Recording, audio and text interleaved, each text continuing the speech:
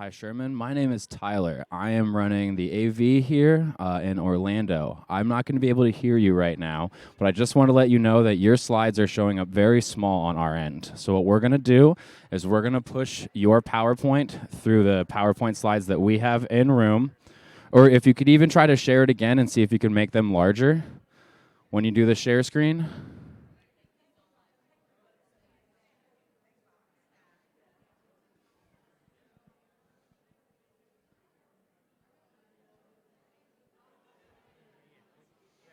Okay, and then if you could start the presentation on that little start slide. Okay, awesome. Looks much better. Thank you so much. So I'm going to have a Voice of God announcement for Lauren to have her introduce you. And as soon as Lauren introduces you, we're going to bring you up on screen. We'll be able to hear you in room, and you're good to go. All right? Thank you so much. I appreciate it.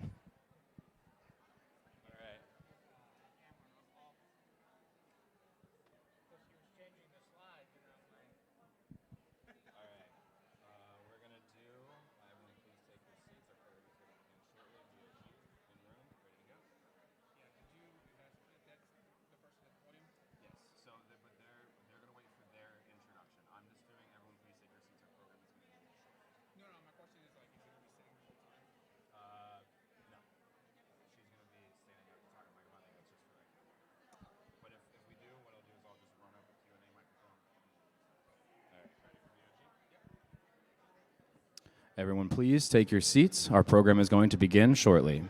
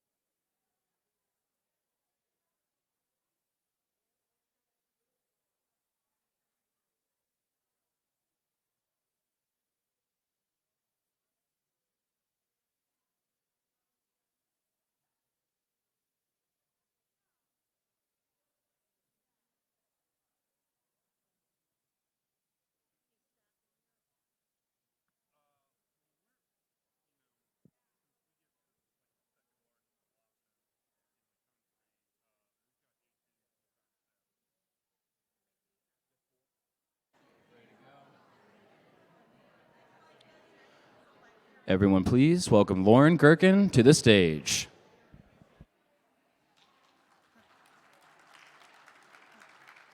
Oh, thank you. Am I on? Yeah, all right.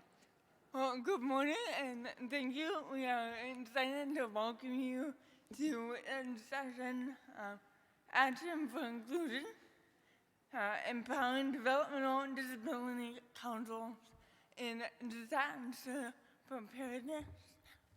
My name is Lauren Gerken. I am with the Texas Developmental Disability Council, and I will be moderating today for this session.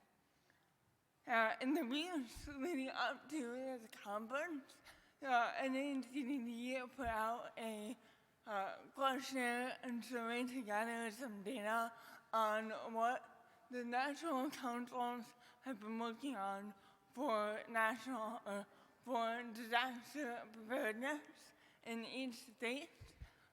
They have gathered some data so far, and this session is going to be more information gathering and data gathering, and that is all going to be accumulated in a report that will go out hopefully in the fall to all the councils nationwide, so you will get to see what that data says, what we're looking at, what we're working with, and what we can do moving forward.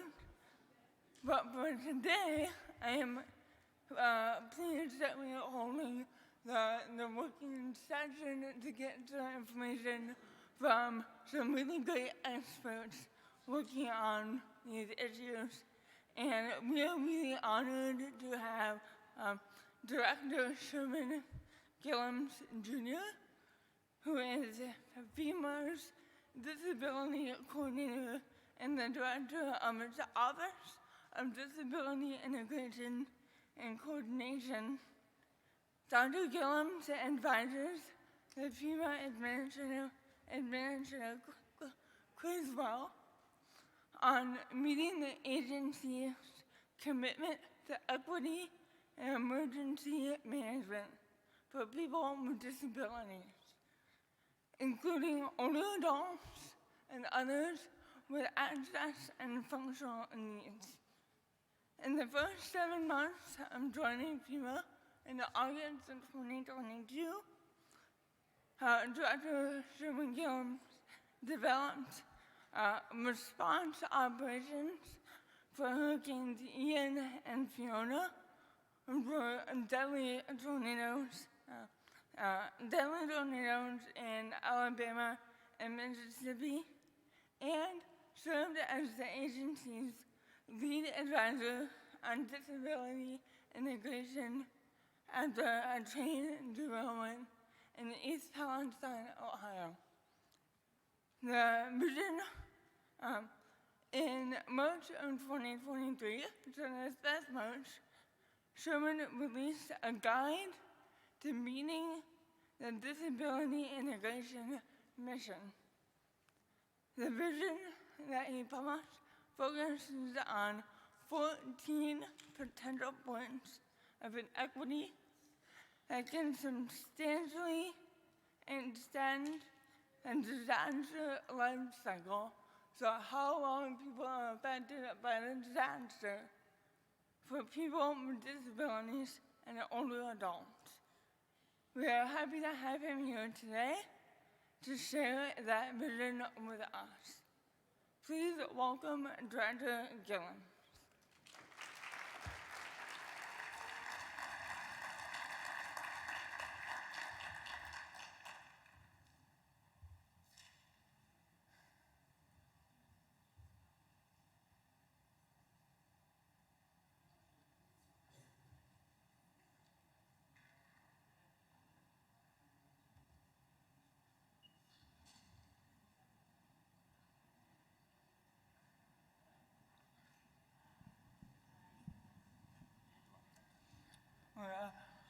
We're building up the anticipation.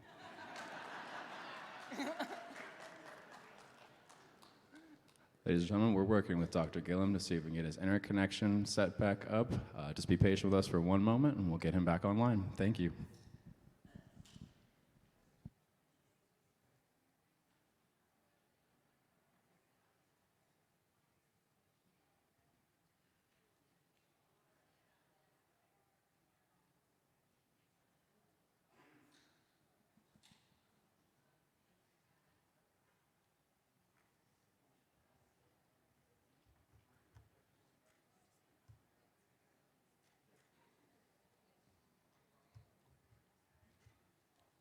You can move to the panel. Yeah. No. Hello, everyone. This is Erin Prangley, and I will be coming back later during this presentation to talk to you about the sheets that are on your table right now. If you have a moment and can take a look, you will see the 14 points of inequity that Director Sherman's will be talking about.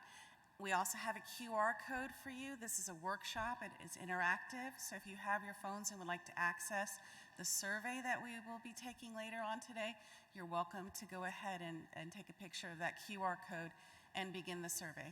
I'll turn it back over to Lauren. Thank you. Thank you. All right, we have Dr. Gillum up, and he is moving around, so I think we got him. Well, welcome, Dr. Gillum. Thank you, Lauren. First, I want to make sure you can hear me. Can everyone hear me? Somebody can just yell. Yeah. All right, love it. And second, I'm going to bring some slides up because I've got some images. I won't beat you up with words on a PowerPoint slide, but I do want to share some images. And can you see my title slide?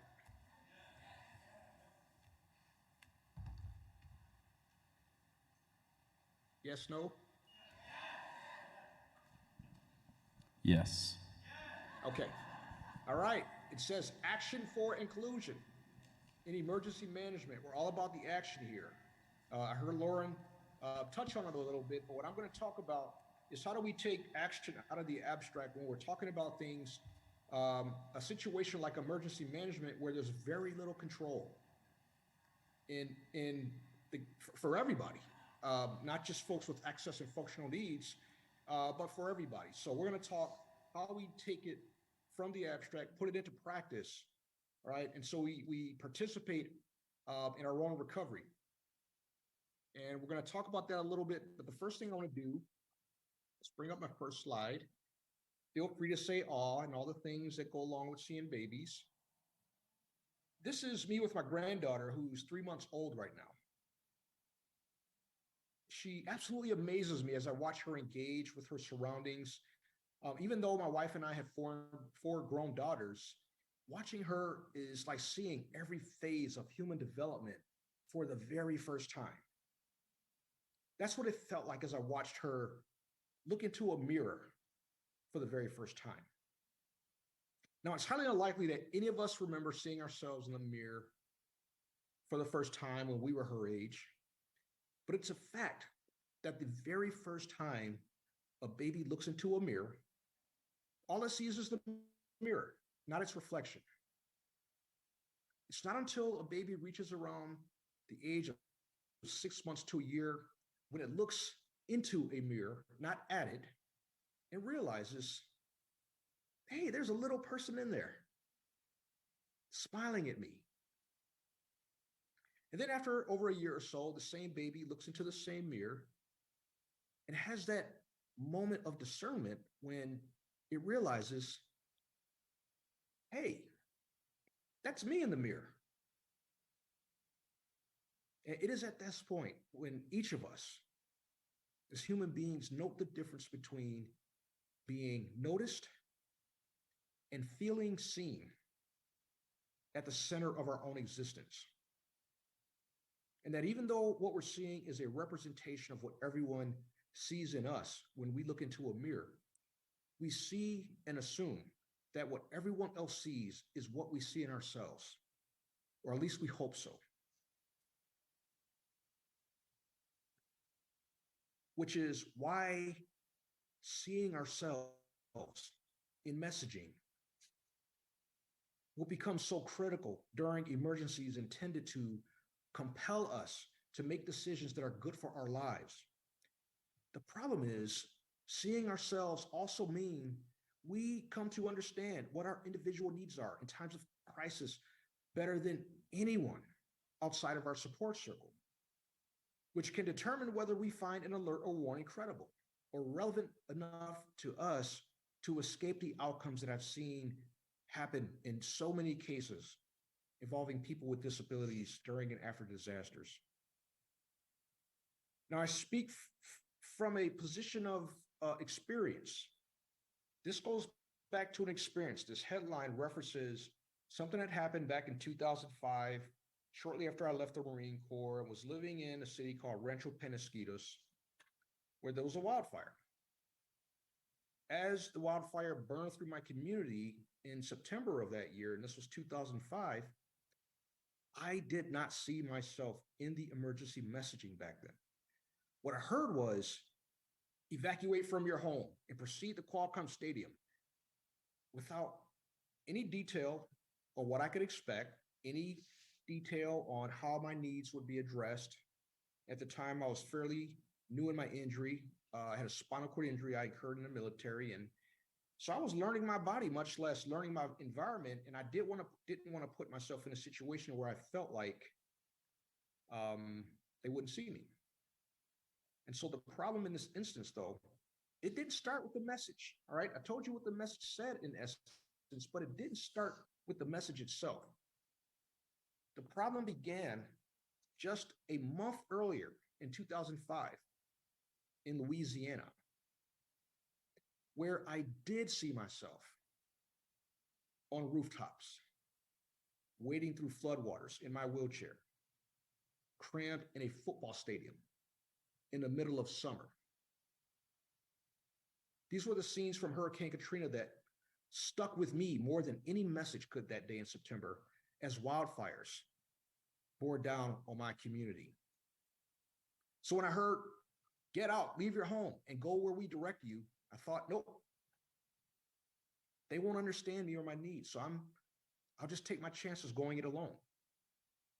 And it came down to a choice, in my view back then, between being a survivor of the disaster versus a victim of assistance that I felt like did not see me. Like that baby at 6 months or a year sees him or herself. But it was the wrong decision that day. And only by God's grace alone am I here to talk about it with you. That's what I think whenever I speak with you all here today, hoping that you're never made to feel the way I felt. But that hope alone isn't enough. The question I'm asking myself is, how do I ensure, as FEMA's disability coordinator, which ironically was established because of Hurricane Katrina, that each of you as members of the IDD community feel seen when I'm the one holding up the mirror to you? What should I know before telling your families to evacuate your sanctuary, where you have everything in place, everything you need to eat, to shower, to sleep, to feel supported, to communicate with people who understand you and who see you? Not because you have lived experience with an IDD, it's because you have the same expectation that anyone else has to be assisted, given support, treated with care and dignity, and when your access and functional needs aren't met, and this is important, problematize the environment that created the inequity, not your existence or a diagnosis. And it starts with people noting the distinction between being noticed and being seen as two completely different ways in which people with disabilities announce their existence in society, especially during a crisis. And so this was the mentality I took into the aftermath of disasters in Ponce, Puerto Rico, in Lee County, Florida last year, as well as Selma, Alabama, East Palestine, Ohio, where the train derailed, Rolling Fork, Mississippi, earlier this year, where a tornado leveled an entire community. But I spent that time listening to people describe their unique experience and seeing for myself how those experiences collided with the environment that was unlivable, yet people had to find a way to live in it. And it was one thing that dawned on me during my last deployment to Mississippi, is a realization that the problem really wasn't about Mother Nature. Some of what I noticed was about attitudes and behaviors and structural inaccessibilities, and people being isolated by lived experience within a society that didn't see them before the tornado or the hurricane or the flood. All the twister did was rinse away the pretense and exacerbate the inequities that had already existed. And we have to deal with that aspect of the problem head on if more lives are going to be saved and more people recovering faster through equity-oriented measures that are built into emergency management. Now, one of my most acute interests, as I survey disasters, one of the most important parts of the process is to do a damage assessment and to talk to people to find out where the gaps are. And one of the things that grabs my interest every time I go is the Disaster Recovery Center, where the accessibility kits are. These are kits that are placed in every DRC, Disaster Recovery Center, that is intended to help those who have access and functional needs communicate in myriad ways, whether it's a sensory assistive need, whether it's a hearing assistive need, whether it has to do with cognition, but there are ways that these kits are intended to provide some sort of support or aid so that people can communicate their needs effectively. All right, and again, these are located at every disaster recovery center that FEMA operates once a president issues a disaster declaration. All right, and as I said, these kits contain things like magnifying glasses and hearing enhancers, and even an iPad that people can use who need sign language, but there isn't a person on site. And these kits are critical because they do one very important thing. They serve as a gateway to all the resources that FEMA has to offer. And it all starts with the registration process, which will be critical later on when we talk about the inequities that I outlined in the director's intent.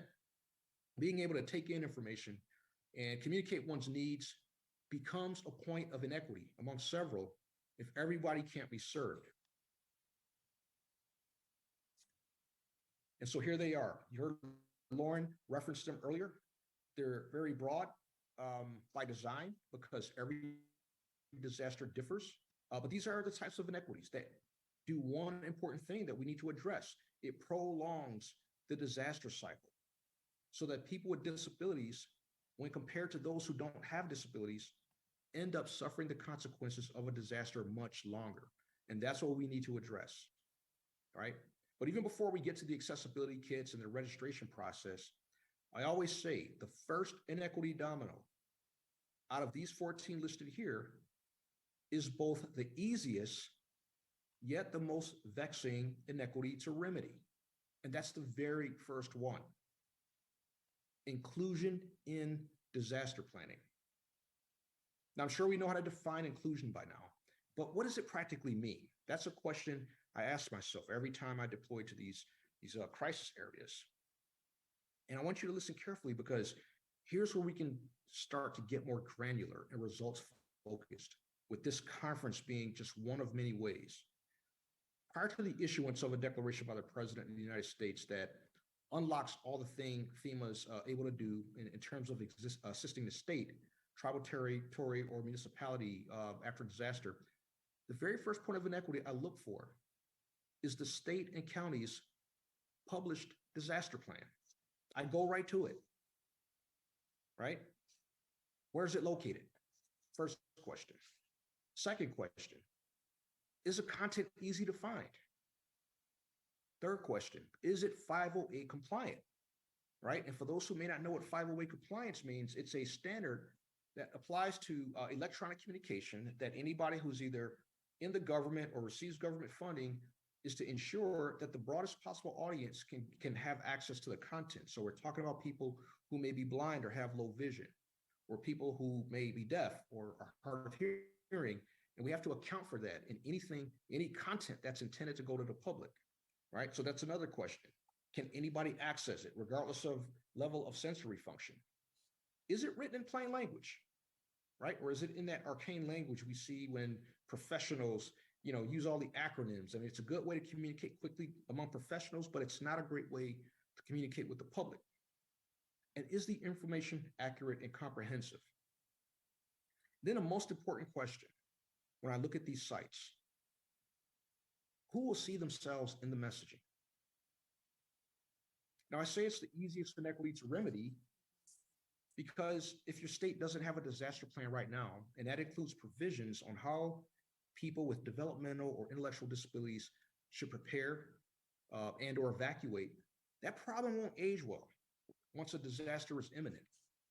We can see that as a problem right now, the first domino to fall, right? And the consequences are both foreseeable, but the remedy is also actionable, right? The first thing you do is check your state and county websites for disability-related content and compliance. And then you go through these 14 points of inequity and contemplate each one of them with the needs of the IDD community in mind, right? So when you think about the alerts and warnings, how are the caregivers or how are the persons themselves going to get this information? What does evacuation and transportation look like, right? What does sheltering look like? That's a big aspect of this, is how do we have people in these congregate shelters where you have a lot of survivors in one area with all these different needs? Well, we can plan for that. Communication is critical because that's how you get into the registration process. Then, of course, there's recovery. Continuing care. How are you going to get your access to medications that you're taking right now? You can't exactly have your doctor send you, 30 days worth of every medication. How are you going to get access to that? What happens if the power goes out? We see this all the time with dialysis patients. Power goes out. I'm in a power assisted wheelchair. If I can't recharge this chair, it gets about 50 pounds heavier. So where can I plug in when there's a blackout? And then you've got special diets, drinking water. These are all the things that my wife, as my primary caregiver, and some of you do for yourself as well as your caregivers. We deal with this all the time. If you want to go on vacation, we essentially have to answer all of these in so many ways, right? So this is part of our life. The problem is if people aren't hearing from you, they'll never know that. It won't show up anywhere, right? And so the 14 points of inequity here isn't an exhaustive list, but it does encompass the common thread that runs through just about every disaster I've seen. It makes it a good place to start, perhaps a planning model. I talked earlier during the prep session, perhaps one of the byproducts or outcomes from this conference would be a model set of guidelines that each state or county can adopt in an emergency plan. If there's no plan right now, or if the plan is silent on disability, put model guidelines in there, right? Start with a consensus of what that looks like. And then I can help advocate for that, right? So that's just one way that I hope this action to inclusion intent is realized through this conference. Right? And I'll wrap up here by saying, before that inclusivity domino becomes the first to fall during a disaster, the challenge before us is thinking about how we do this as a community. All right? You're not a community simply because you belong to something or have an identity. You're a community because you're all doing something that makes belonging worth it. And so we have to confront the notion that this whole community concept is just a buzzword for planning for people with disabilities after the main planning is completed, right? It's not an addendum. It's not an afterthought. It has to be embedded in the actual plan, because a lot of what's going to be good for the IDD community will be good for the mobility community, will be good for the sensory community, all those other communities, right? And then lastly, it's not about people being noticed. It's about being seen for who you are and the value that you bring to our society when we listen to people before the next crisis. And I believe you have a lot to offer through your lived experience. And so in closing, the most important aspect of our work is what we'll be doing here, and your willingness to share your stories, those vivid descriptions of your lives, how you solve everyday problems and carry out those ordinary life functions in your own way. And I think that begins right here, right now, with what you're doing as a model for how many communities should be holding us accountable as a federal government, holding the state accountable, but being the first responder in your own existence, which is what you are when you have a seat at the table. All right. And with that, let's begin the work.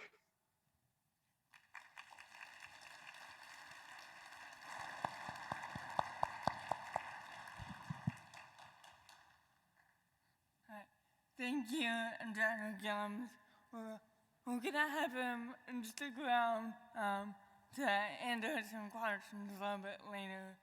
But now I get the joy of introducing our panel for today.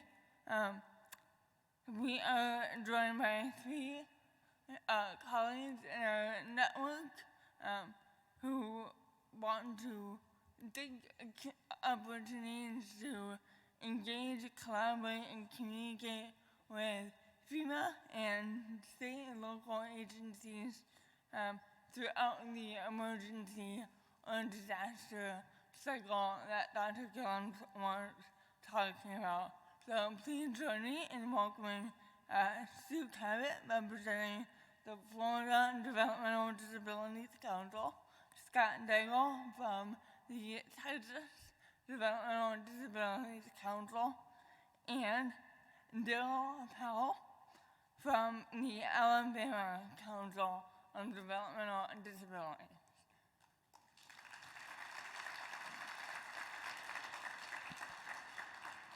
Okay, thank you all for being here. We are going to start with question 1, which is each of your councils has taken a leading role in developing strategies to shorten the disaster cycle for people with disabilities.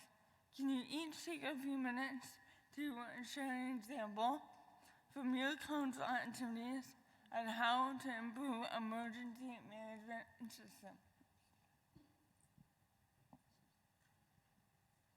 I'll start we're in Florida, and we are, of course, very hurricane prone, so we've got a long history of having to contend with disasters.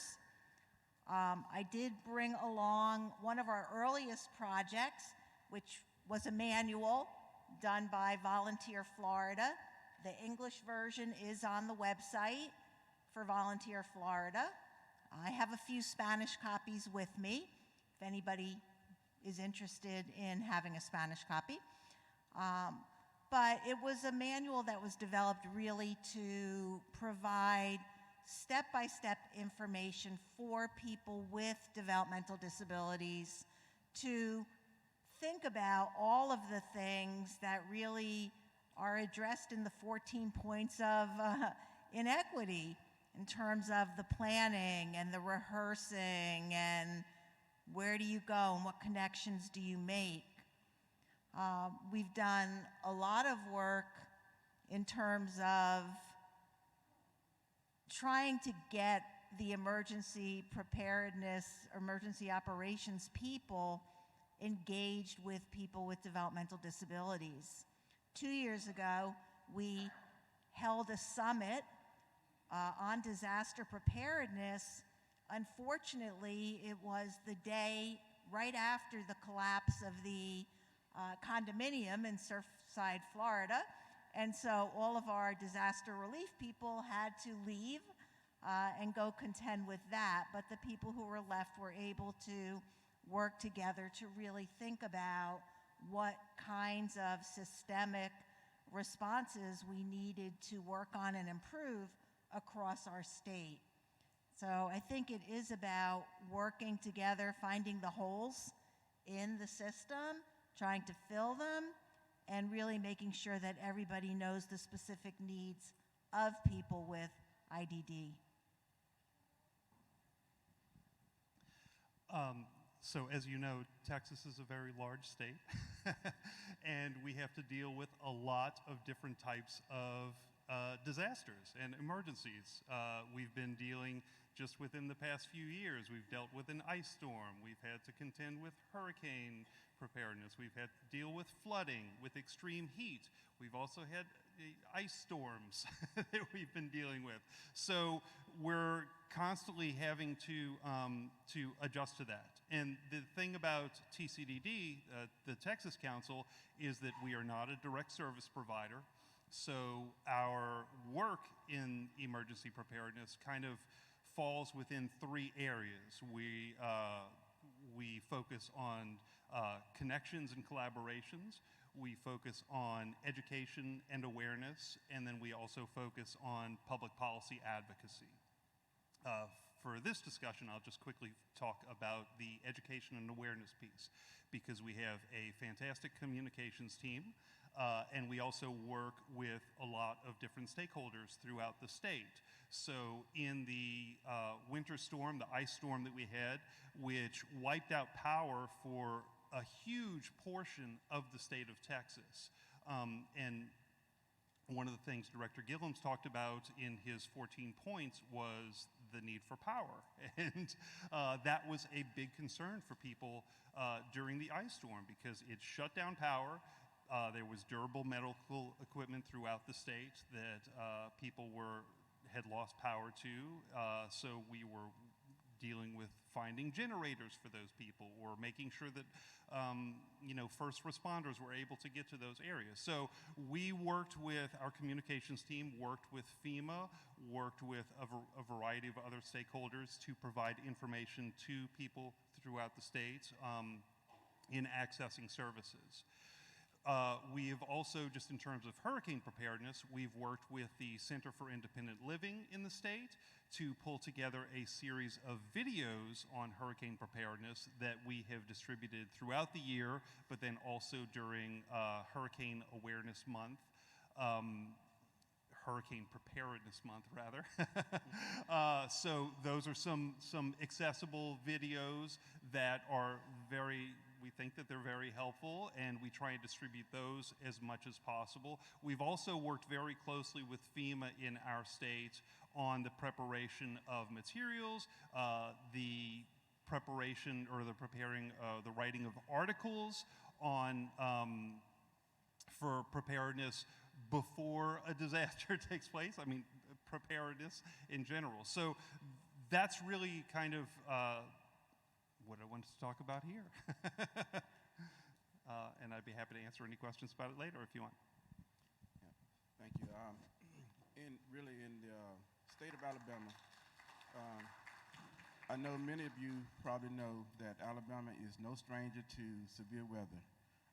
In the spring, the numbers that I had in the spring indicated that Alabama was leading the way in regards to being impacted by tornadoes. And in Director Gillums' presentation, he highlighted Selma. And many of our members and people that we work with on a daily basis was impacted by the tornado that hit Selma. So Alabama is no stranger to severe weather. After hearing the feedback and the stirs of our people, we decided to meet with one of the largest news stations in the state of Alabama, in which we met several times, but we worked with them as well as other agencies to develop the Alabama Weather Guide, which is a huge impact. It really highlighted and provided tools to our people what to do before a disaster strikes, tips that they needed to know, and what role that they can take to ensure that they were safe as well as their family members. So that was a huge impact for the state of Alabama in regards to sharing information to our people. So that's one impact that we wanted to highlight and share that has been a success in the state of Alabama.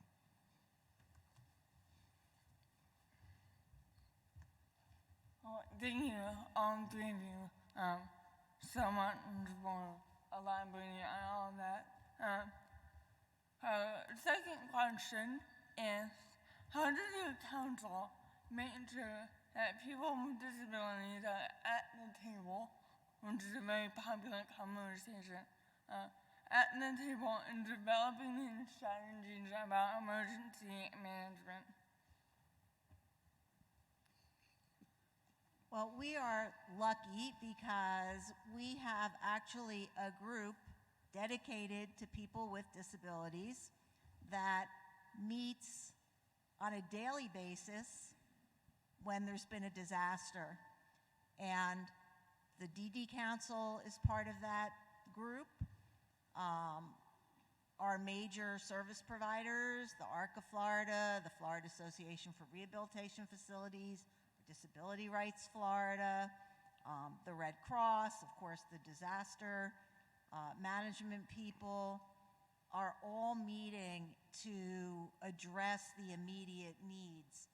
That includes a lot of representation of family members, people with developmental disabilities, and the needs that are piling up to the surface. I think that the biggest need that we found is the short-term and long-term housing issue following a disaster. And that really came to light for us when our vice chair of the council was severely impacted by Hurricane Michael in Panama City. That's a rural area, and even under optimal circumstances, there are challenges with things like accessible transportation, housing, and this is someone in a power wheelchair who was stuck in her apartment, which was deemed uninhabitable, was not able to move around, had no cell phone after a while. We had no way to transport her out of Panama City and ended up having to send transportation from Tallahassee. Then when it came time to relocate, we realized that one of our biggest problems was we, even as a DD council, didn't know how high up the FEMA ladder we had to go to get immediate responses. She was given a few days of financial support for a hotel, but then they're like, nope, this is all you get, and there was no accessible housing to move her to. And so finally we worked our way up the chain, and she was able to get much longer term support in an accessible hotel, and then finally finding a place in Tallahassee for her to live. And of course, that was the next issue, was it accessible for her wheelchair? She needed a roll-in shower. What kind of accommodations did they have to make? Fighting for more extensive renovations for her. And so a lot of the points on the 14 points of inequity became very clear to us, and making sure that people with IDD and the people who are helping them make their case and help them advocate are really together in learning the system, learning how to access the resources that will solve the problems following these disasters. There's a statement, if you don't have a seat at the table, bring your own chair. And I think that's kind of a lot of what we do. We try and, talk to people, make sure that we are invited to any types of meetings that are going on, finding out if there are meetings that are going on, and then making sure that we are in attendance at them. And if there isn't anything that's going on, then we create opportunities to bring stakeholders together to have a seat at the table. One of the things that we did a few years ago was our executive director pulled together a meeting between our FEMA regional disability integration specialist and all of the members, the member states of FEMA's Region 6. So it was representatives of the DD councils from Texas, from Oklahoma, from Arkansas, Louisiana, and New Mexico all got together to talk about plans and make sure that they were talking closely with that FEMA disability integration specialist. And that became the start of a really strong relationship that we have with FEMA for the region. And then we were also able, we're very lucky in Texas that we have a state level disability integration specialist through FEMA. So we have a very close relationship with that individual, and they are very active in communicating with stakeholders. We're also very involved in efforts with the state of Texas, a disability integration task force, with our emergency management system, and then following, I talked about the ice storm that wiped out all of the power throughout the state. In response to that, TCDD was helpful in pulling together a task force to we worked with also the Governor's Committee on People with Disabilities for the state to pull together a task force looking at the durable medical equipment issue for any future concerns, because quite frankly, the power grid in Texas is an ongoing concern. We had the ice storm issue, but now also with the extreme heat, we are in danger of having the power grid collapse, in the summer and the winter now in Texas. So those are all issues or efforts that we've kind of done to kind of have a seat at the table.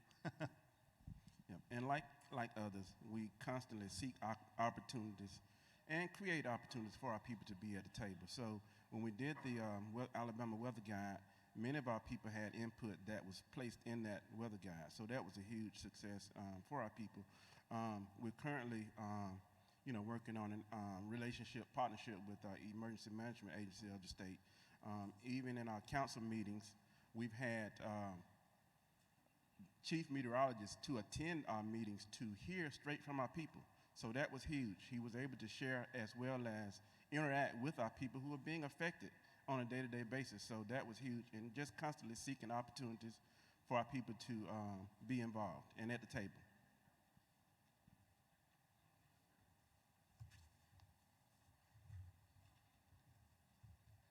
All right. Cool. Thank you, panel. And at this point, I'm going to turn it over to Aaron Prengley, who will lead us in our that's working in Sergeant Martina Sands earlier. She's gonna be down with y'all to gather any questions that you have for the group up here. Erin? Thank you, Lauren, and thank you to these incredible panelists. Can we give them a round of applause, please?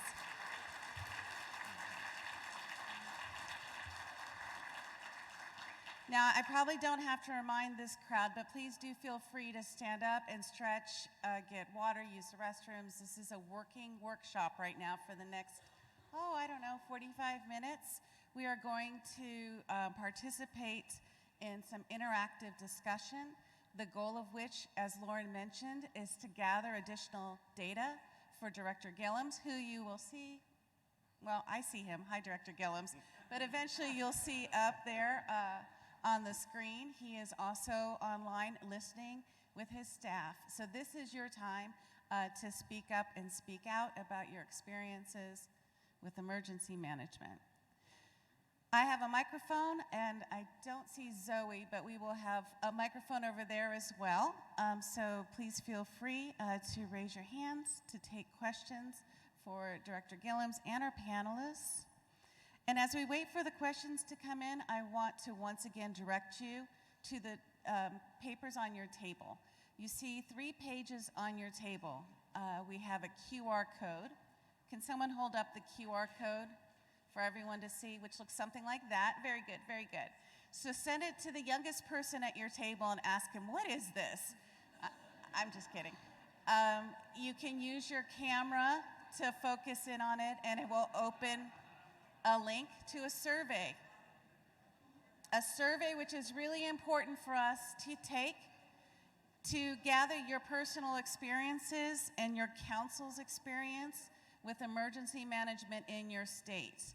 Again, this is a working session, so we do encourage you to do that. If you are not comfortable using QR codes, we have some questions at the table. Can someone hold up the questions sheet at the table? So what that looks like. So those are the questions that are in the QR code. So you can write on the back of the QR code, I don't know what this is, QR code business. Here's the answers to these questions. Finally, and importantly, we've printed out Director Gillums' vision of 14 points of inequity. It's the blue page on your table. If you take a look at this, if you're thinking, I don't have anything to say, this might prompt some discussion among your table and lead to additional questions. And we'll take our first question right now. Zoe, why don't we take our first question? Hello, my name is Emily Rogers, and I'm here from the Washington State Developmental Disabilities Council. And I was wondering, I am a wheelchair user, and I was wondering, is there any place where all of the suggestions from all of the states are kept in terms of, like, I don't think that we all need to reinvent the wheel on these things, right?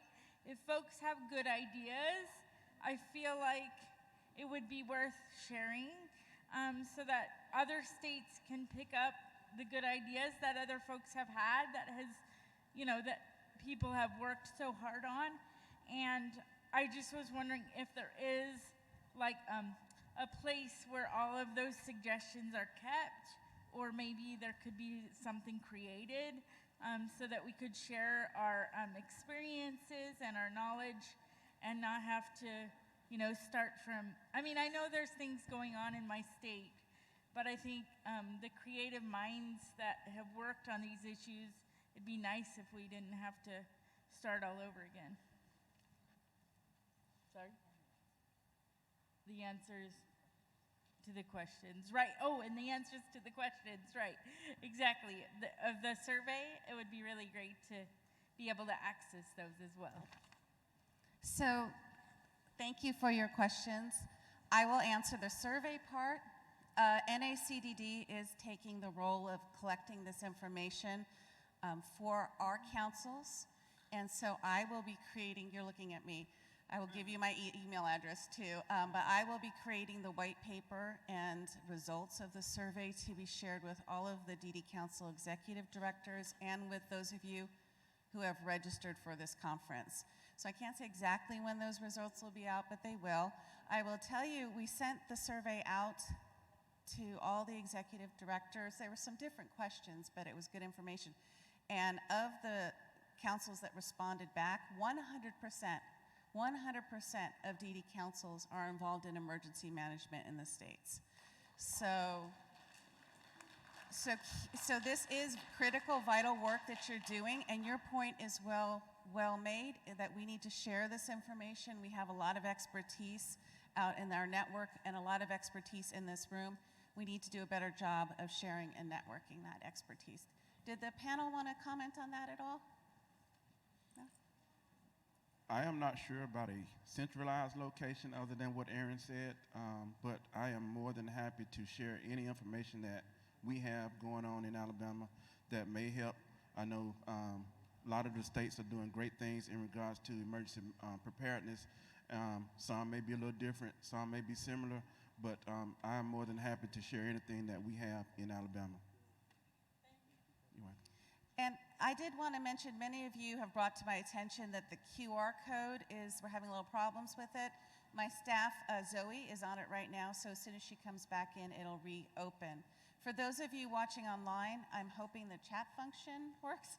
I did put the link to the QR code in the chat function. And I had one more thing. Some tables were missing the blue 14 points of inequity. I will definitely make additional copies available, and if you could look at the table next to you, you might find, like this really smart woman just did, one of those pages. And we'll go to our next question. Okay. Actually, I had one question online earlier for Director Gillums, and it was, is there any effort being made by the Office of Disability Integration, or FEMA, to translate materials into plain language? First, I want to make sure you can hear me. Do I sound okay? Yes. Okay. The answer is yes. The question, though, is what does that mean exactly? We just had a stakeholder call where we were talking about plain language from the perspective of people who sort of know within the stakeholder community what things are, and then you have the broader population, which is sort of different when plain language is the issue. But the other part of it that makes it even more complicated is the shifting nature of language. When you talk about people with disabilities, and there was some suggestion that, you know, person-centered versus disability-centered is shifting, and I think that it's got to be something we constantly do, and that it's fluid. But I think that's where the danger starts. When that's why I said it in my opening notes, comments. You got to be able to understand the language, and it's not this thing where it's got to be a certain grade level, right? There are people who are in crisis that have to make rational decisions under extreme duress. It's not about their grade level. It's not about all those things. It's really about, are you making it plain? There's even some discussion around how the messaging from the government agencies, when they send out these brief messages, are they giving people enough information to make the right decision? So that's going to be a constant, I won't call it a struggle, because again, I think it's a fluid thing, but that's why when you all are at the table, this proverbial table, you also help us set what that plain language means, because sometimes within a community, the emergency management community, we're speaking very, in expedient terms, conveying a lot of information, and we're not always aware. So having discussions like this sort of help me gauge whether we're plain enough for folks who have to act on what we provide for them in terms of communication. Thank you, Director. Our next question. Hi, I'm Mike Rogers from the Self-Advocacy Association of New York State. My question for the panel is this. When I was stuck in one of our recent Buffalo storms, you have the idea of being prepared and sheltering in place, but what about those of us who may need transportation in a situation where a regular vehicle isn't going to work? What efforts are being made for state and federal funding around vehicles that can actually get to people that are in distress, that may not have a support system around them, that where they can shelter in place. Because it's great to have accessible shelters, but even our local county representatives said, well, they may not be able to get to you. So what do you do when you don't have a vehicle that can get through the weather or through the disaster, and you may not be able to have the community around you to be able to survive? What's being done federally to address that, and what can we do to address that on a political level?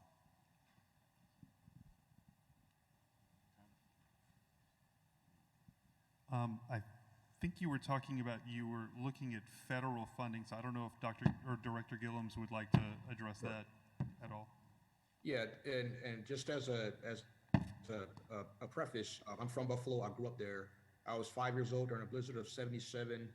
Part of the issue there was a mentality. There were people who underestimated how fast that snow was coming down. Again, that's where I grew up. I'm part of that culture. The issue that I want you all to understand, though, is that when there's a disaster, the state has a responsibility to invite FEMA assistance in.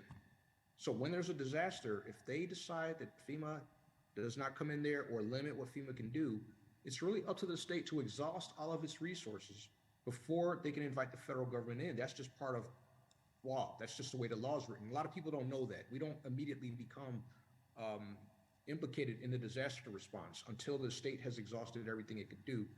In the case of Buffalo, there is no best answer because everybody's situation was different. There were people, when the power went out, they didn't have backup generators. They didn't, some people didn't stay in their homes. They tried to venture out, and people got caught out in the middle of a storm where vehicles were not going to come. In fact, there were people getting trapped in cars with the car running, and once the snow blocked it enough, it was a carbon monoxide issue, not a freezing issue. So there were just, you could talk about messaging, but the state of New York is responsible for making sure that people are prepared for an eventuality like that. The federal funding comes in through the mitigation grants, through the grants that are the hazard grants. That those are grants that counties and states can either apply for directly or subcontract with a provider who can help them brace the community for a future disaster like the one that happened in Buffalo late last year. So my question is, what's going to be different the next time? And has the state and the counties that were impacted examine whether there's a FEMA grant that they should apply for so that there is an infrastructure change of some type? But that has to be informed by people who are affected by that change. So I would, say to you that you need to be at the table and say, okay, if I don't have a support system, what are you going to build around that? The money's there. It's just who's going to do that work is the question. And that's not a federal government project. The states have autonomy in how they brace themselves. We provide the funding. We hold them accountable for ADA and things like that. But the states are the ones that have to make sure that their communities are more resilient, and the funding is there. So a lot of that is really how do you hold people accountable who are making those decisions for New York State is the question that I always put forward, because that's where it starts and is. Thank you, Director. I see a lot of hands on the other side of, so Zoe, are you here? I thought I saw Zoe. I'll make sure I'll get the microphone to that side of the room. Okay. The next question is from Kirsten Murphy, our wonderful Executive Director from Vermont. Hi, thank you so much, Erin. Yeah, hi, so Kirsten Murphy. More importantly, I'm a resident of Montpelier, Vermont, and many people have been hearing about the historic flooding we experienced a little more than 2 weeks ago. So my apartment, the steps into my building was the edge of the lake that used to be our downtown, which is no longer livable in any way, the downtown. So I want to share, though, a couple of things that have come up. First off, a big shout out to Kate Bennett. She is our Region 1 liaison for disabilities. She convenes a stakeholder call every morning at 9 a.m. with all the disability groups in my state to talk about what's happening on the ground for people with disabilities. And then she spends the day solving those problems or finding the right resources for us. But I just did what you suggested and looked at my state emergency plan, and it's not in plain language at all. One of the first things that happened the morning that we saw this lake in several cities was that we learned that the water was not safe to drink in our public water systems. And there was a boil water notice. And we started to ask people with intellectual and developmental disabilities what they knew about that, and they told us they didn't understand that at all. And this is just to bring home the need for what we in Vermont call plain language. Our self-advocacy group scrambled. Some of my members are here that help with this project, and we got a one-page flyer with very simple language and illustrations. And that didn't exist before. We looked all over the country so we could just recycle something, but something in that plain of language didn't exist. And that water was really poisonous, and we needed people to understand not to drink it. We have needed to get the word out in the same way around not eating the vegetables that were contaminated by the floodwaters. Another place for plain language. The third thing I wanted to share is I hope that FEMA will take a little bit harder look at masking rules in shelters. The disability population is at a lot higher risk around complications for COVID, and a lot of people with disabilities take more precautions around not getting what we've now all sort of decided we're going to just live with, which is COVID. But the shelters in Vermont did not require masks, and so some of our community didn't feel safe going there. So, thank you so much for the work that you do. May I make a quick comment? Are there any comments from the panel? Is there a microphone on the other side? Okay, we're going to take one question from the other side, if that's okay, Joe. Can I make a quick comment to the lady's question real quick? Sure.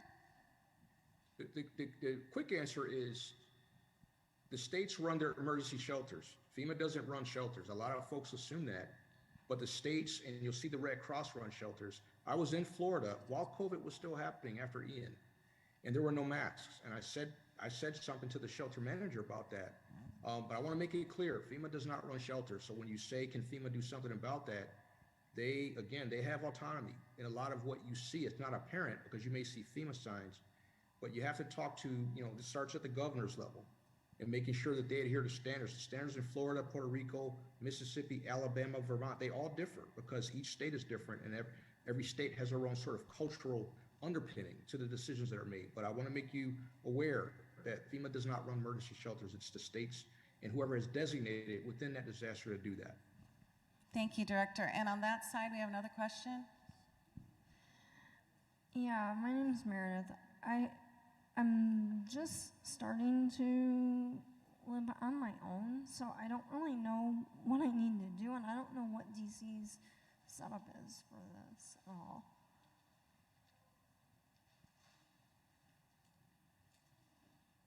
Does anyone on the panel have experience with new homeowners and preparing for emergencies, where she should go? I do not have experience with that, unfortunately. And I'm sorry, I had a little bit of difficulty on hearing the question. So where does someone go to learn how to put together a plan for emergency, especially if they're living on their own for the first time? Yeah.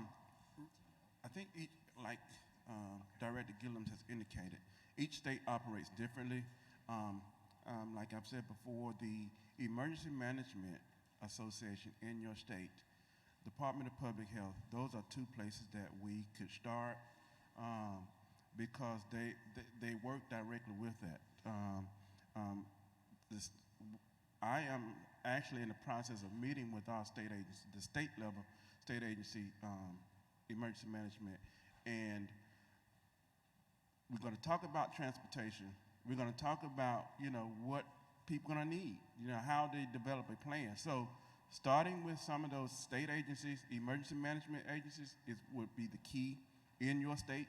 I cannot indicate what what that agency is in your state, but that would be a start to begin the plan, because like Director Gillum has indicated, we really want to prepare before the disaster strikes, because the thing that has happened in the state of Alabama, some of the people have not planned until it happens. And if you're waiting until it happens, it's almost too late.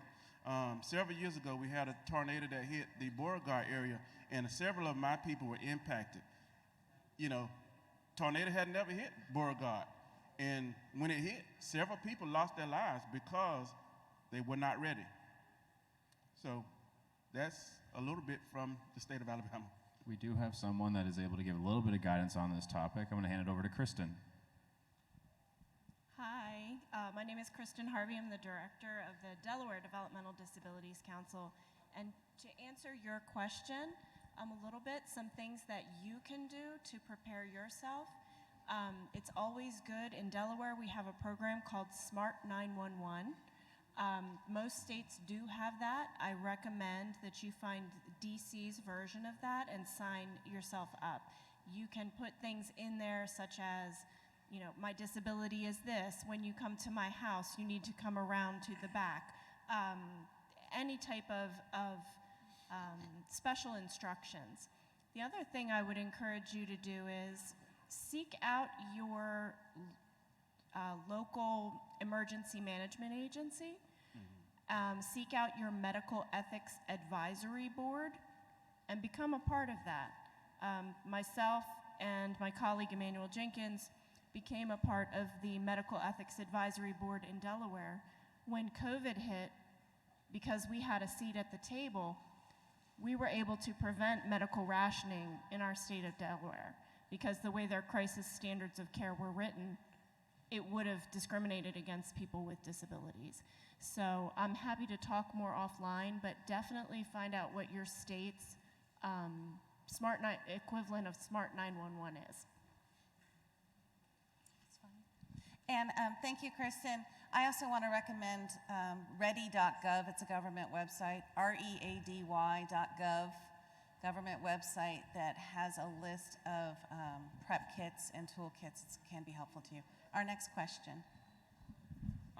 This is for Dr. Gillum, because since we still have FEMA on the ground in my territory of Guam, and I don't know if he has come to our island, see our situation, because we had like a major Cat 4, 140 miles per hour typhoon that hit us, and I don't know if he knew about our housing situation, sir.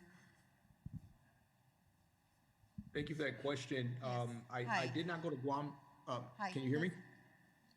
Let me just go ahead and add in. Okay. I'm Marie from Guam, DD Council. Yeah, I'm pretty familiar with FEMA. Thank you for being in Guam right now. We did go through a major disaster, Typhoon Mawar. I'm sure you know of that. FEMA right now is in Guam. They have established, like you said, it has to be our state to request. So FEMA was activated to Guam right after the Typhoon Mawar on May 24th. So FEMA right now was really, we're involved in the task force. It's called the Priority Population Task Force. And so they round up, of course, a lot of the providers for individuals with disabilities. And the DD Council is part of that task force, identifying the unmet needs of Typhoon Mawar. And so there's been many unmet needs identified, including, of course, durable equipment, because we didn't have power. Some of them still don't have power right now. Some going on, over 60 days. No power, so durable equipment was one of them. The state has been very active, working with FEMA to identify places also to have these durable equipment charged, like, for example, the wheelchairs. They have designated some areas to charge cell phones. we kind of lost communication on this particular typhoon. We haven't had a typhoon in 20 years.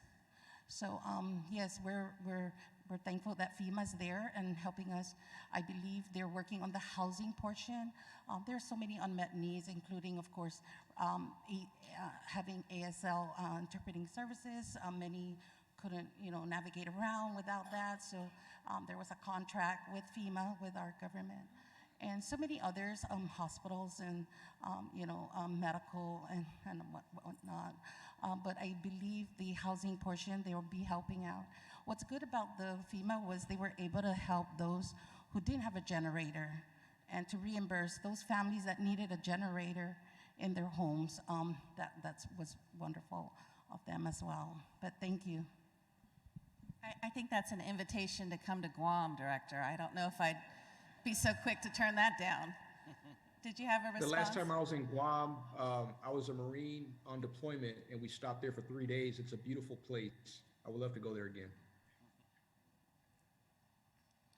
Did you have any what about the territories, sir? Do you have any particular concerns about meeting the needs in the territories?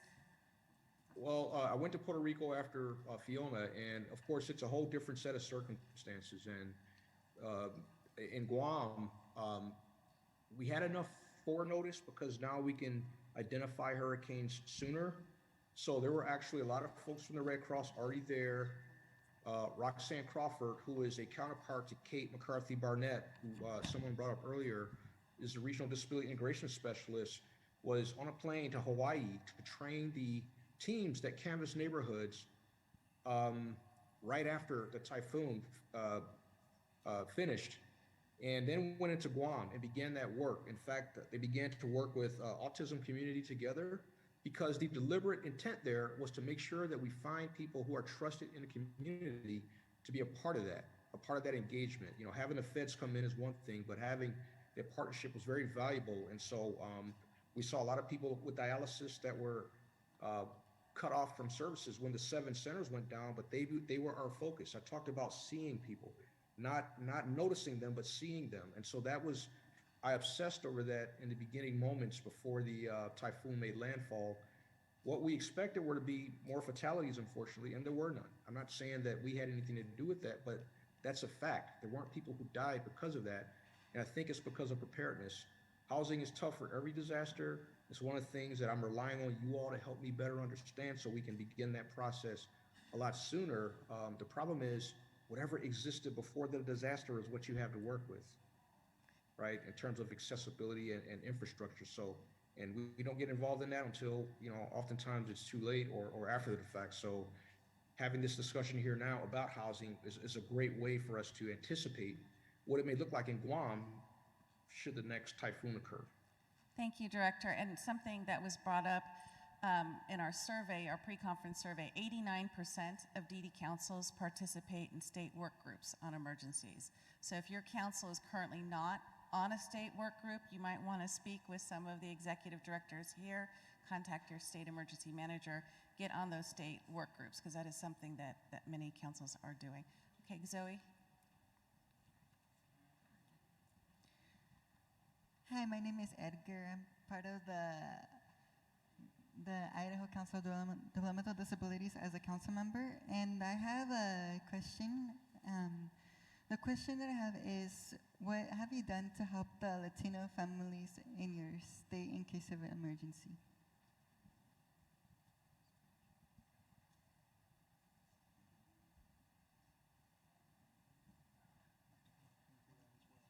So I think the question is, has there been any particular outreach to Latino families? This calls to question to me, access to the community, language issues, other things. Any efforts made to make sure Latinos are receiving emergency services in an equitable fashion? So in Texas, we try and make sure that translation is provided for most of the communications that we put out. We also are lucky to have a partnership with the Texas Agriculture Extension, where we have regional coordinators set up throughout the state to provide information to their local communities. So one of those coordinators is very much focused on the communications with the Hispanic Latino community, making sure that that all of our communications are getting to that audience.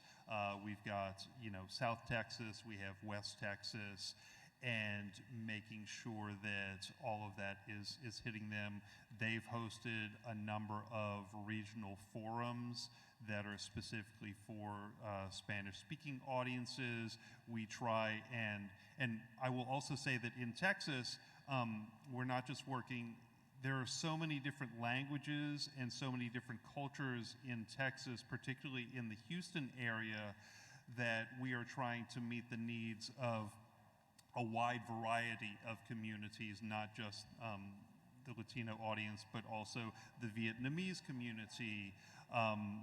There's a Hmong community, so that's always something that we are looking at, and we still don't do enough, but we are trying to build on those efforts gradually.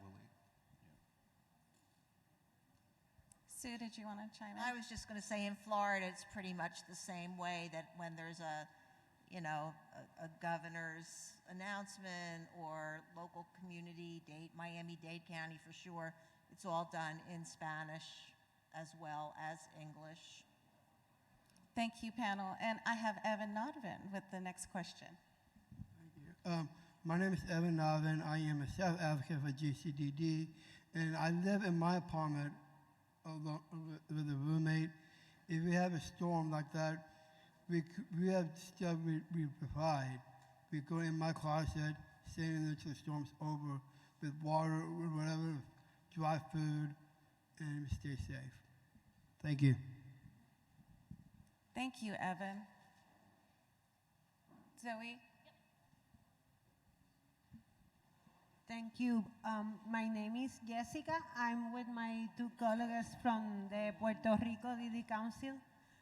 Just following commentary about territories, Puerto Rico specifically, after Hurricane Maria in Puerto Rico, we started what is called the core advisory groups, which are regional groups and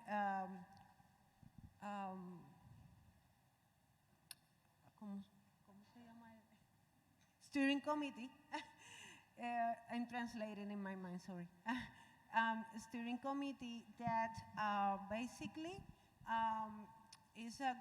are groups of representative of public and private entities, and I hope that we could have more representative from the population with disabilities.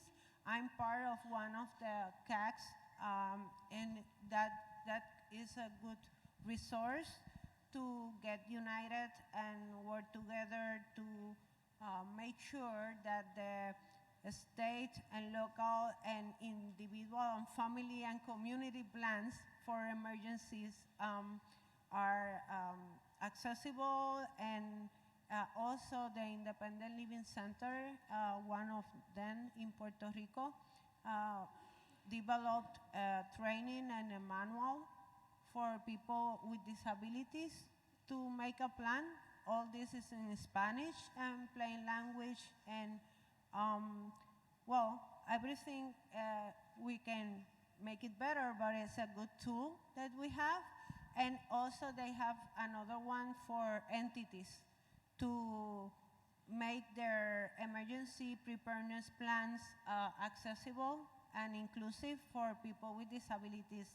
So we have those resources in Spanish in Puerto Rico, and we will be happy to share with everyone that would like to see it. Thank you.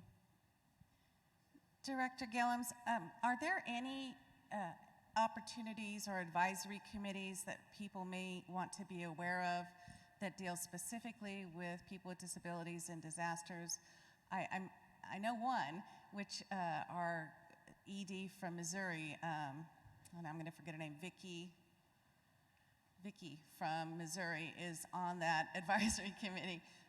Do you know of any others that people should be aware of they may want to apply for? That's a very localized question because those are committees that are typically from the local communities. I talk to the regional disability integration specialists about that all the time, the importance of having regular committees that are not staffed only when there's a disaster.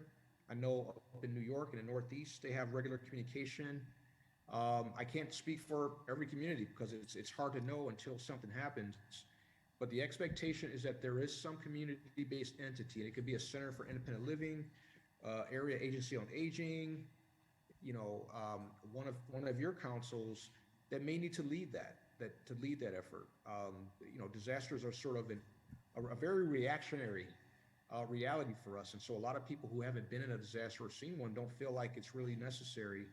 So it's one thing to have the community, but it's another to ask, what is that community focused on? Are they thinking about why the state plan in Vermont doesn't have, so we rely on MAVI and SEPVI in Puerto Rico. In fact, I met with them when I was out there. Those are two centers for independent living that were very instrumental in helping me understand where people were who needed those wheelchairs and all the things that were impacted by the disaster. But it's really up to the community to have those work groups, because we're going to reach out to them when that's the first thing I want to look for is, do they have any work groups, committees, anybody, advisory groups that are part of the community that we can talk to? And a lot of times it's maybe not, or most of the time it's not. In some cases where you have an active disability integration specialist, you might see that. And these are typically in places where disasters happen perennially, not places where you don't typically see a lot of them.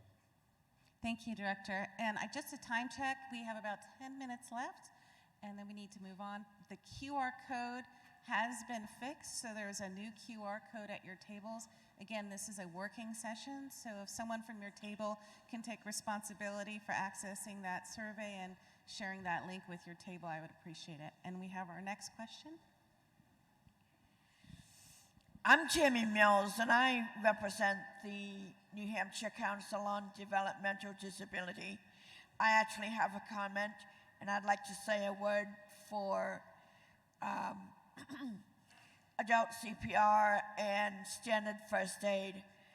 Not very many people with disabilities are familiar with those types of things, and even during the disaster, I believe it's very important for them to learn about adult CPR and standard first aid. Some of us need to brush up on those skills, and with accessible first aid kits containing large print handbooks for those of us who are visually impaired, and for those who are totally blind, who want read-only Braille, that would be a tremendous amount of help for them. So I think the accessible first aid kit is the most important thing for to help everybody with the educational piece on adult CPR and first aid, standard first aid, that is. Thank you. And I actually know that many DD councils have done grants on Go Kits. Could I see a show of hands? If your DD council has issued grants or done works to prepare Go Kits for individuals, could you please raise your hands? I know you guys are out there. All right, good. So do check. We do have a list of executive directors at NACDD, so if there are any council people out there that would like more information about that, please use the executive director list, and I'm sure you can find some really great examples. Okay, Zoe, next question. In an emergency, I was always wondering, how would people get their medication for people that take medication?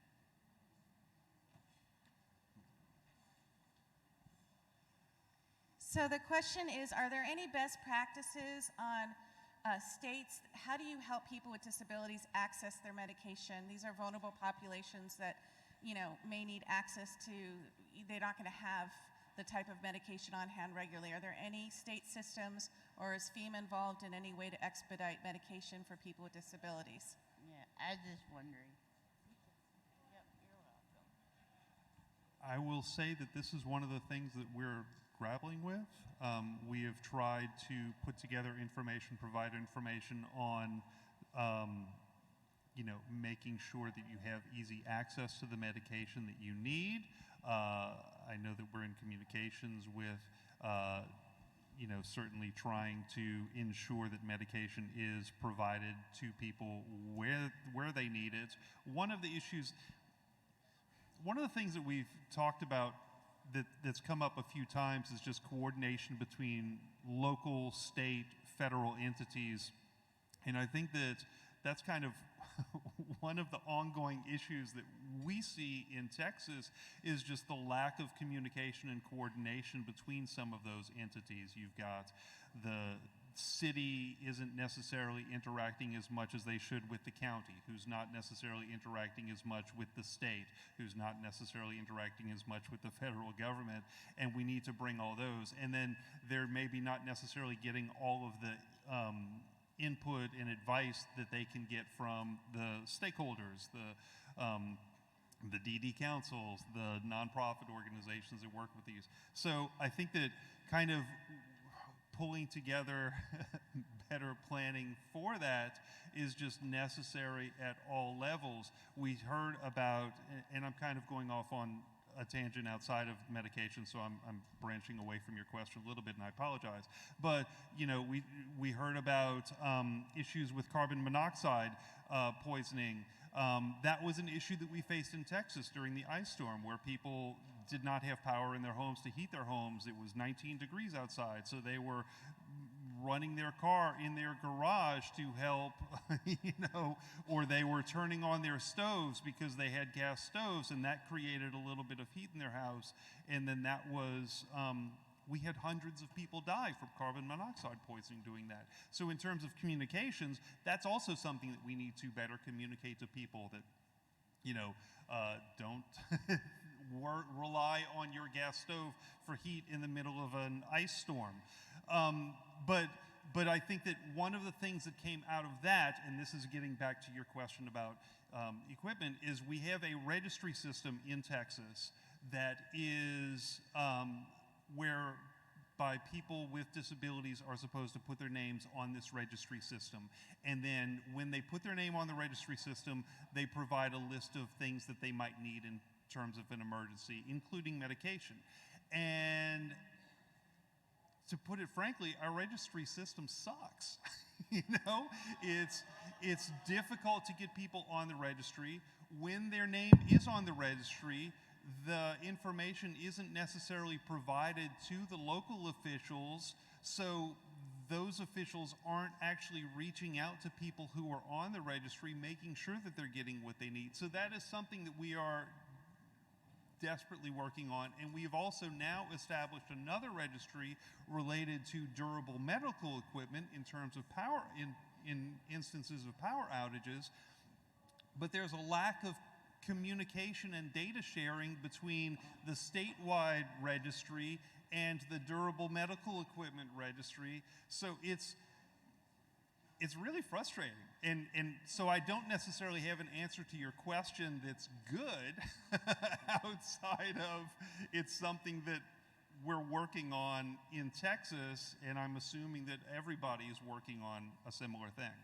So we are coming to the end of our time, and we have one last question. I see two hands up, so I'm thinking the best way to handle this is for both of you to ask your questions, and then the panel can decide which question they want to answer.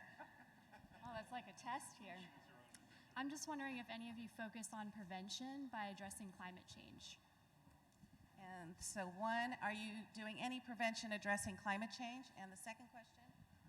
My question is, what about specialized diets? Because some people have low soil, some people are diabetic, some people are allergic to different things. What do you do about that for food supplies in emergency? And a third question. My question relates to the fact that many states and cities utilize GIS in their data tracking, and I know FEMA does as well, but the base map of capacity is not accessible, well, is just becoming accessible. What can FEMA do to help the data science community with the reporting of the power grids and all those things? So much of that uses data mapping. How can we work together to support FEMA to make the data collection more accessible and more readily available? And as our panelists formulate their responses, those will be the last questions, but that doesn't mean the end of the discussion. Please use the QR code on your table to ask additional questions and to share information. We'll do our best to get back to you with answers. And I'll turn it over to the panel. Climate change, special diets, data collection. Any thoughts? Well, real quickly, I think, it's tons of questions. I think we all need to be at a table in some way, shape, or fashion. So whatever state you're in, I think that is a good starting point. Aim to be at the table. And I know we've Zoom professionals now, and I know we've having a lot of meetings, via Zoom. So any way that you can, Kelly, you can address. you're too loud, and you just said yeah. You just did it again. You just said yeah. You could address your transportation, special diets, medication, because states operate differently. And we don't know the needs until we know the needs. So that's why I say, be at the table. When we developed this coalition with our state, my plan is to have over half of the people in the room, who are living the experience, because that's the only way an agency is going to be able to hear. And I know we've heard about the numbers. So sometimes the numbers are not necessarily the best way. So sharing our stories, when it happens, I need to know, how am I going to get my medication? I need to know, how am I going to be able to be transported? So those are key questions. So just being at the table, that's my response. And I think that the whole issue of climate change is forcing all of us, not just the few states that were very climate change prone. It's all the states now, and I think that this is a topic that we really do have to put a lot of thinking and attention to in order to be more prepared and have better responses in the future. I don't have an answer about the GIS or GPS question, I'm sorry. But I will touch on the climate change issue in that it is quickly becoming an issue, and we're just not prepared for it. And in Texas, our state government is essentially denying that it's a problem, and that is becoming a problem for all of us, because we are dealing with, like I said, we're dealing with the extreme heat, we're dealing with extreme cold now. We had an issue, recently where one part of the state was experiencing extreme flooding while another part of the state at the same time was going through the worst drought that they'd seen in quite some time. We had an issue in Austin, where I live, where there was a freeze that sent we lost all of the trees were frozen in the city, and we lost like a third of our tree canopy throughout the city because all of the trees collapsed from the weight of the ice. So then we had literally months of cleaning up tree debris where you couldn't drive down your street, and there were large piles of tree limbs that were stuck in front of people's houses waiting for the city to come and collect them and bring them to a mulching facility or something, and then that was bringing in an additional rodent problem. It's insane. It's insane. Yeah. I will stop. I'm sorry. All right. Well, thank you all so much for joining us. And as Aaron said, we really encourage everyone to continue the conversation, because the world is changing and Mother Nature does not discriminate, so we have to make sure that we'll be as inclusive as possible. But thank you. Thank you, Director Gillums and the panelists. Just a schedule reminder, we are at lunch now and lunch is served. And please grab your food and come back for a special presentation with our partners on, on how we are going to take action to support people on waiting lists. That'll be coming up really quickly. So grab your lunch and come right on back. All right. Thanks, y'all.